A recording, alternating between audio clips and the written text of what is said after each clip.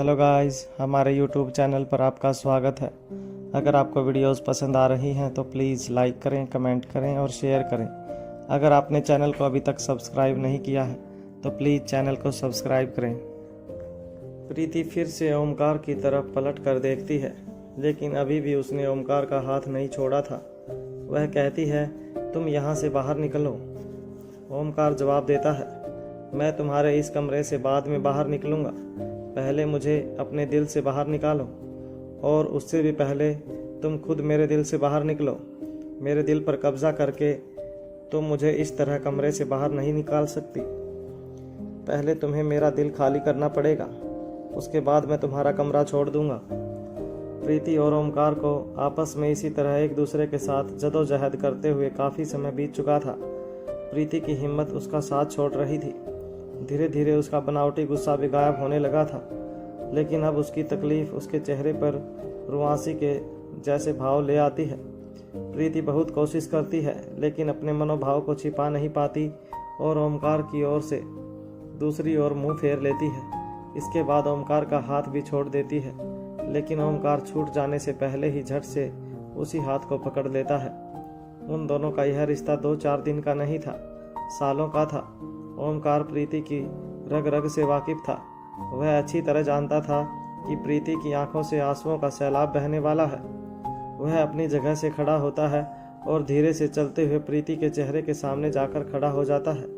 फिर प्रीति को उसके कंधों से पकड़ते हुए आहिस्ता आहिस्ता पीछे करते हुए उसे बिस्तर पर बिठा देता है। इस वक्त प्रीति का चेहरा ओमकार की तरफ था और पैर बिस्तर से नीचे थे। ओमकार प्रीति के ठीक सामने खड़ा था। वह वहीं प्रीति के पैरों के पास घुटनों के बल बैठ जाता है और अपने दोनों हाथ प्रीति की गोद में रख देता है। एक तरफ ओमकार प्रीति को संभालने की कोशिश कर रहा था, दूसरी तरफ अंदर ही अंदर वह खुद भी टूट रहा था। प्रीति से बिछड़ने की कल्पना भी उसके लिए असहनीय थी।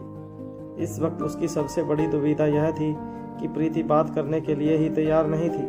अगर वह बात करती तो समस्या पता चलती तब समाधान निकलता। अब ओमकार प्रीति के चेहरे की तरफ देखता है। वह अपनी पलकें झुकाए चुपचाप बैठी हुई थी। ओमकार कुछ बोलने की कोशिश करता है, लेकिन उसका गला भर आता है। फिर भी किसी तरह से हिम्मत इकट्ठी करके वह प्रीति की ओर देखते हुए कहता है, प्रीति, मैं तुम्हारे बिना मरूंगा या नहीं यह मुझे नहीं पता, लेकिन सच कहता हूँ, जी नहीं सकूंगा। मुझे उस गलती की सजा मत दो जो मैंने की ही नहीं। ऐसा कहकर ओमकार अपना सिर प्रीति की गोद में रख लेता है और अपनी बाहें फैलाकर प्रीति की कमर से उसे बाहों में ले लेता है। ओमकार को खुद भी समझ नहीं आता, ना जाने किस तरह उसकी आंखों से आंसू बह निकलते हैं। वह बहुत कोशिश करता है, लेकिन आंसू रुकने का नाम ही नहीं लेते। प्रीति की आंखों से भी टप टप आंसू टपकने लगते हैं। दोनों ही एक दूसरे से अपनी हालत छिपाने की कोशिश करते हैं, लेकिन भला यह भी कैसे संभव था कि एक दूसरे की सांसों को पहचानने वाले इतने नज़दीक होकर भी आंसुओं को न पहचान सके। प्रीति की इच्छा होती है कि वह अपने दोनों हाथ ओमकार के सिर और चेहरे पर रख ले, लेकिन वह ऐसा नहीं कर पाती। किंतु जैसे ही ओमकार को इस बात का एहसास होता है कि प्रीति का रोना फूट पड़ा है, वह अपने आंसुओं को पोंछते हुए अपनी जगह से उठ खड़ा होता है। फिर प्रीति के चेहरे को अपने दोनों हाथों में ले लेता है, फिर उसे सीने से लगा लेता है। प्रीति अपने दोनों हाथ ऊपर करके उसे कमर से पकड़ लेती है और फिर बच्चों की तरह फूट फूट कर रोने लगती है। कुछ देर तक दोनों इसी तरह एक दूसरे से लिपटे रहते हैं। फिर ओमकार कुछ देर बाद प्रीति को खुद से अलग करता है, उसके आंसुओं को अपने दोनों हाथों से पोंछता है, उसके बालों को संवारता है। जब प्रीति कुछ शांत हो जाती है, तब उसके चेहरे को अपनी हथेली से ऊपर की ओर उठाते हुए कहता है, जब तुम मुझसे इतना प्यार करती हो तो फिर इसे झुठलाना क्यों चाहती हो। प्रीति अपनी जगह से उठ खड़ी होती है और भारी आवाज़ से कहती है, हमारे लिए यही सही है, हमारा साथ नहीं हो सकता।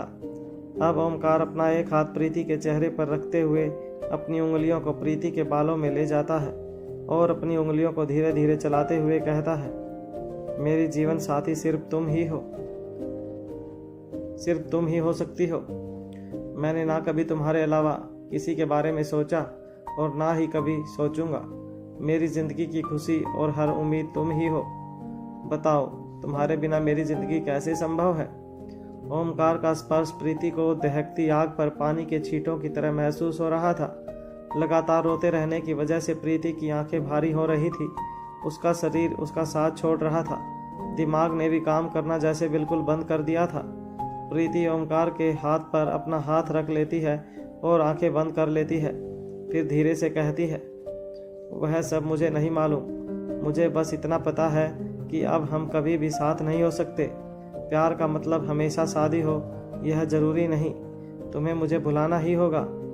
इस बार ओमकार प्रीति के शब्दों का जवाब शब्दों से नहीं देता। ओमकार का दूसरा हाथ भी प्रीति के चेहरे पर आ जाता है और वह झट से प्रीति के होठों को अपने होठों में ले लेता है।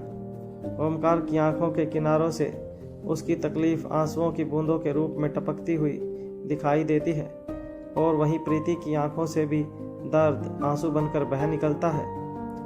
ओमकार जैसे जैसे चूमते हुए हल्के हल्के आगे बढ़ता है, प्रीति के कदम धीरे धीरे पीछे होते जाते हैं और कुछ ही पलों में दोनों बिस्तर पर जा गिरते हैं, लेकिन एक सेकंड के लिए भी एक दूसरे से अलग नहीं होते।